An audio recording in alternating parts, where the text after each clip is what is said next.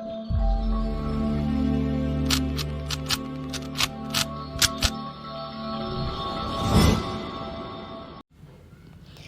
Everyone, this is Shilpi Saxena. Welcome to my channel learning hub. तो आज की वीडियो में हम बताएंगे कि लिंक लिस्ट हम कैसे क्रिएट करते हैं। इसका जो बेसिक है वो ऑलरेडी मैं वीडियो अपलोड कर चुकी हूँ, जिसका लिंक आपको डिस्क्रिप्शन में मिल जाएगा। ठीक है, तो यहाँ हम देखेंगे कि लिंक लिस्ट को क्रिएट करने के लिए किस तरह से कोडिंग करनी पड़ेगी। फर्स्ट ऑफ ऑल जो हमें लाइब्रेरी चाहिए पड़ेगी, that will be include stdio.h and then include. ठीक है, फिर उसके बाद अब नोड क्या होता है? Node is a combination of data as well as pointer to the next node. ठीक है, तो इसको नोड बनाने के लिए हम एक स्ट्रक्चर डिफाइन करेंगे, जिसका एनी यूजर डिफाइंड नेम लेते हैं, जिसको सपोज मैंने नोड ले लिया है। ठीक है, इसमें एक है डेटा, तो डेटा क्या है? इंटीजर टाइप का है, तो we can write int suppose data only, I am giving name.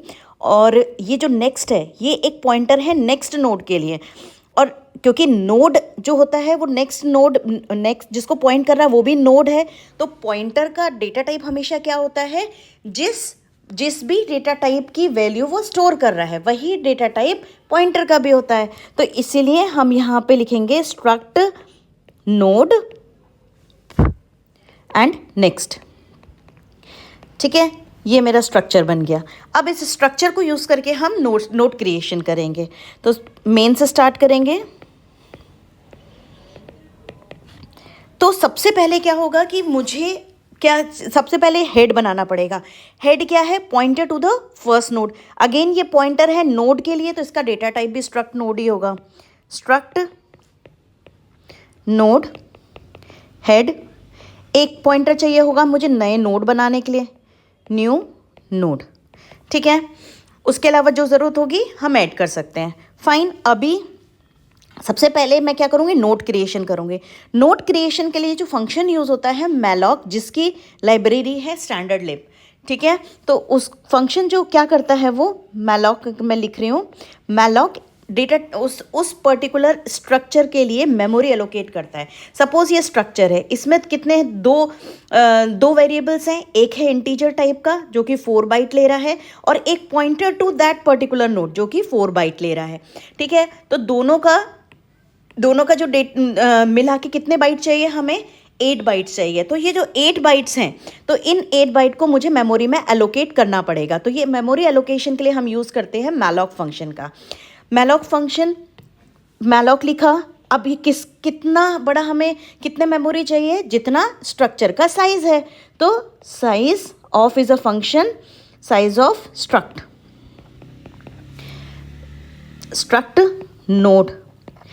ठीक है, नोड नाम का स्ट्रक्चर है जिसकी मुझे मेमोरी चाहिए है, जितनी मुझे मेमोरी चाहिए है। फाइन, अब नेक्स्ट चीज़ है कि अब ये जो मैलॉक फंक्शन होता है ये हमेशा रिटर्न करता है वॉइड पॉइंटर को। मुझे वॉइड नहीं चाहिए, मुझे क्या चाहिए है? एक पॉइंटर चाहिए जो कि नोड को पॉइंट करे। तो हम इसका टाइप कास्टिंग करेंगे। मुझे कैसा चाहिए है? स्ट्रक्ट नोड, इस टाइप का पॉइंटर चाहिए। और ये मैंने क्या किया है? न्यू नोड में डाल दिया। मीन्स मैंने एक न्यू नोड बनाया है जिसमें 8 बाइट्स की मेमोरी एलोकेट कर दी है। ठीक है, अब ये नोड तो बन गया, लेकिन क्या है कि इसको पॉइंट कौन करेगा? हेड। लेकिन इसमें डेटा भी है, तो मुझे पहले डेटा यूज़र से इनपुट कर लेना पड़ेगा। Print f enter data, scan F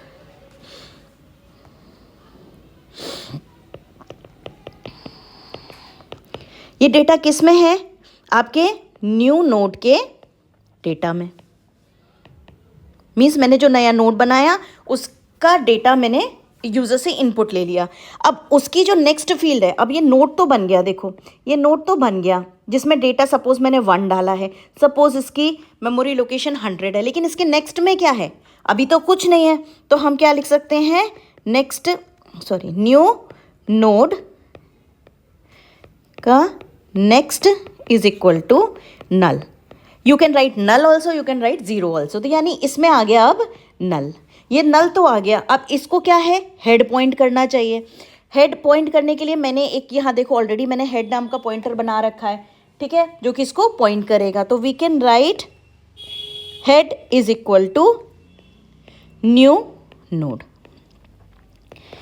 ठीक है, अब ये क्या है, अब ये हेड इसको पॉइंट करने लगा। मुझे अब एक और नोड बनाना है, सपोज 2। मैं चाह रही हूँ कि इसमें नल ना होके ये इसको पॉइंट करे। अगर इसको भी मैं head is equal to new node करूँगी तो ये वाला लिंक टूट जाएगा। ठीक है, तो हेड कब पॉइंट करना चाहिए, जब वो फर्स्ट नोड हो। तो मुझे यहाँ पे कंडीशन लगानी पड़ेगी बेसिकली। ठीक है, तो यहाँ पहले कंडीशन लगाएंगे, if head is equal to नल।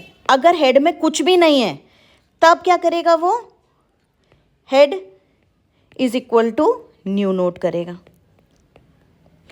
ठीक है, अब क्या है, मुझे एक और नया नोड तो बना लिया, मुझे इसको इसके नेक्स्ट में पॉइंट करना है।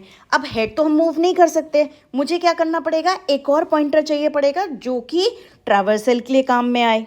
तो मैंने क्या किया, स्ट्रक्ट नोड टेम्प, एक टेम्प नाम का एक मैंने पॉइंटर बना लिया जो कि जब ज़रूरत होगी तब मूव करेगा। अब जब जैसे ही फर्स्ट नोड बना तो टेम्प भी और हेड दोनों ही न्यू नोड को पॉइंट करेंगे। अब इससे क्या बेनिफिट होगा, देखिए इनिशियली मेरे पास एक नोड था। ठीक है, इनिशियली एक नोड था जिसमें था 1। ठीक है, अब हेड इसको पॉइंट कर रहा था और टेम्प भी इसको पॉइंट कर रहा था। फाइन, जब मैं दूसरा नोड ऐड कर रही हूँ 2, जिसमें कि नल है, मैं चाह रही हूँ ये इसको पॉइंट करे। ये कैसे पॉइंट करेगा, अगर मैं लिखूंगी एल्स टेम्प का नेक्स्ट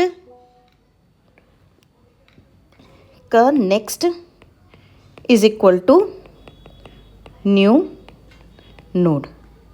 ठीक है, टेम्प का ये टेम्प हो गया, इसको पॉइंट कर रहा था, इसके नेक्स्ट में न्यू नोड आ जाए।